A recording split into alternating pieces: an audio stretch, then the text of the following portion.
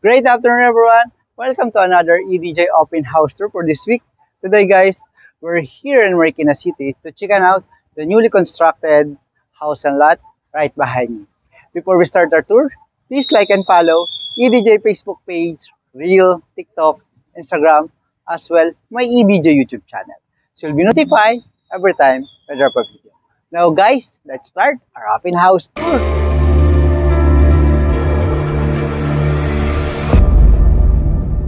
From the street level of this property, as you can see guys, ito yung house and lot natin. Consists of two-story, single house and lot. Ito yung side na to guys. Meron kang concrete na bubong para protection mo sa init saka sa ulan. And then meron ka ditong mini pocket garden. And then pasok tayo sa loob. Ito yung pedestrian gate heading to your porch area and solid and large main door. And my left hand side, meron ka ditong pocket garden. Yan, sa pocket garden mo, may mga bamboo na yan and half cover parking siya. Ito yung sliding glass door papunta sa inyong living area. Pero bago tayo pumasok dun sa loob, i-check pa rin natin dito guys, yung kabilang easement itong house and lot. As you can see, meron kang mahabang open space dito. This area is fit for 3-car carport. May open space ka dito para nagsi-circulate yung hangin. And this side, ito yung everyday kitchen mo, upper cabinet, yung sink, and then open shelving. Dito sa side na to, ito yung maid's room. Kung dalawa yung maid mo, pwede ka maglagay dito ng double deck. High ceiling yan guys, fully painted white, itong side na to. At dito yung toilet and bathroom. Ngayon tapos na tayo dito sa maid's room and everyday kitchen. Itong door na to, papunta yan sa kitchen saka dining area mo. Balik po tayo dun sa porch and main door. Ito yung porch and ito yung large and solid main door. Pero bago tayo pumasok dyan guys, specs of this home. Lot area is 156 square meter.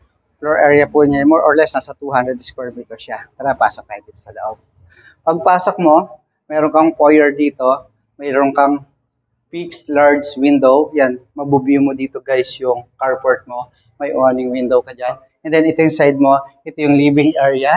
Tapos meron kang 4 panel dito guys.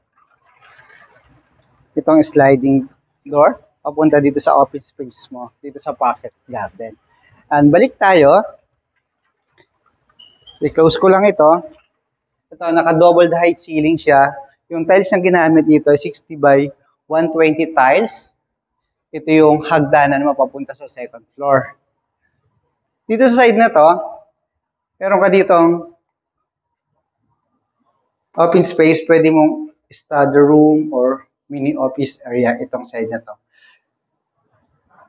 Yung glass niya or yung door niya is glass. Yan. Staircase going up to second floor. Dining area. Dining area mo, pwede ka maglagay ng round or rectangular table. Dito is good for 8. Meron ka ng beautiful lighting above sa side na yan. At high ceiling siya. Yung open space o yung space niya ang ganda.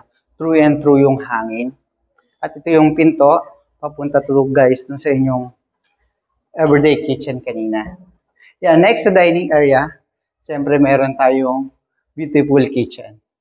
And meron kang island, kitchen countertop, merong sink, meron kang beautiful pendant, 3 pendant light yan.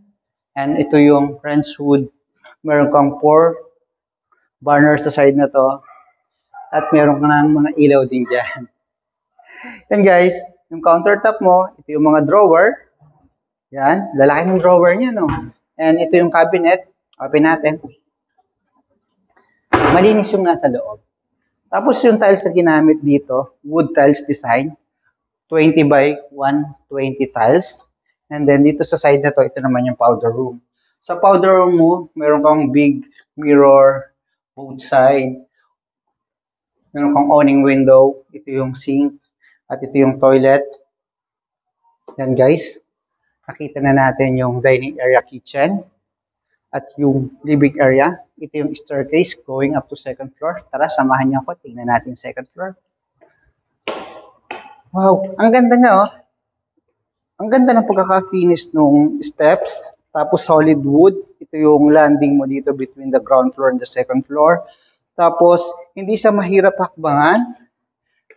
Yung riser niya is naka-senyorita steps lang siya. Yung handle mo is a solid wood. Tapos naka-tempered glass. Dito guys sa second floor, meron tayong 3 bedrooms. Tapos common toilet for the first and second bedroom. Tapos yung sa master bedroom, meron siyang toilet and bathroom with walk-in closet. First, check po muna natin ito. First bedroom. First bedroom is corner glass. Both side meron kang window. Sa lahat ng room, meron ka ng Daikin inverter aircon. Next natin, yung bedroom 2. Sa bedroom 2, same materials yung ginamit. Ito yung cabinet mo dito, guys. Ito yung shelving mo. At ito, meron ka dito drawer. May dalawa kang drawer doon. Close natin to. Ngayon, nakita na natin yung bedroom 1 and bedroom 2. Dito naman tayo sa common toilet and bathroom. Pagpasok mo guys, ito yung sink. Malapad siya. Saka malawak. Yan, malakas yung tubig. Yung mirror niya, yung toilet, American Standard. Ito yung partition mo. From shower to toilet. Tapos naka full tiles.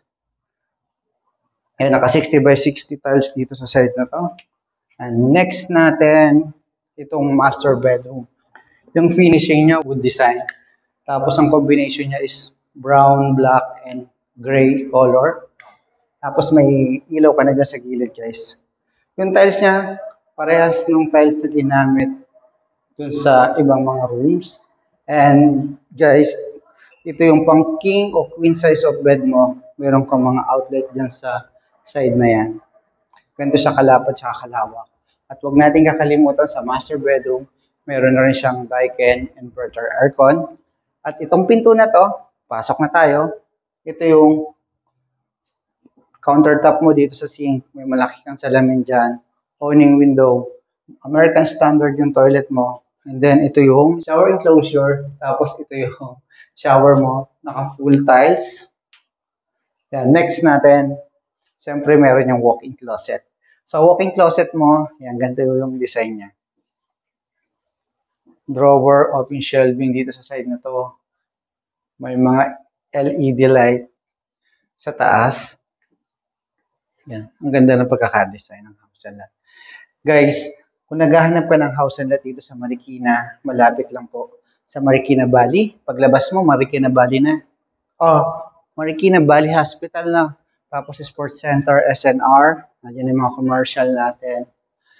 Ito yung isa sa, ito yung house and lot na pwede kong i-recommend sa inyo. Ang lot area is 156 square meter and then yung floor area more or less nasa 200 square meter po ito. 3-car carport, may magandang open space sa harap. Tapos ang ganda ng staircase, double height ceiling.